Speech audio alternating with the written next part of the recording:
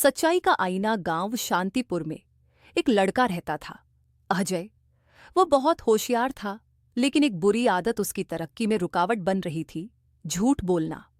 वो सफाई से झूठ बोलता कि लोग उसकी बातों पर यकीन कर लेते। पहला मिनट, पहला झूठ। एक दिन अजय ने स्कूल में अपने दोस्त रवि से कहा, मेरे चाचा बहुत बड़े अफसर हैं, अगर तुम मेरा होमवर्क कर दोगे तो मैं तुम्हें उनकी बड़ी गाड़ी में घुमाने ले जाऊंगा। रवि उसकी बातों में आ गया और होमवर्क करने लगा। दूसरा मिनट, दूसरा झूठ।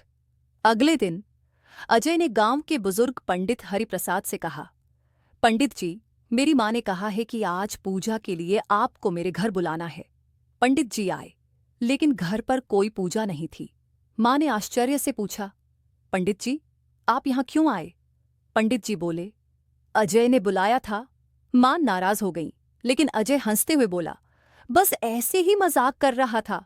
तीसरा मिनट, अनोखा आईना। एक दिन गांव के बाहर मेले में एक बूढ़े बाबा से अजय को एक अजीब आईना मिला। बाबा ने कहा, यह कोई साधारण आईना नहीं, ये तुम्हारी सच्चाई दिखाएगा। अजय ने उसे हल्के में लिया और घर ले आया। चौथा मिनट, सच्चाई सामने। अगली सुबह जब अजय ने उस आईने में देखा तो चौंक गया। उसमें उसकी शक्ल नहीं, बल्कि वो सारे झूठ दिख रहे थे जो उसने बोले थे। रवि रो रहा था क्योंकि उसे गाड़ी में नहीं घुमाया गया था। पंडित जी शर्मिंदा थे कि पूजा का झूठ बोला गया था।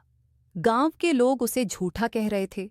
पांचवां मिनट, बदलाव। अजय डर गया और सोचा, अगर मैंने झूठ बोलना बंद नहीं किया तो लोग मुझ पर कभी भरोसा नहीं करेंगे। उस दिन से उसने सच बोलने की कसम खाई।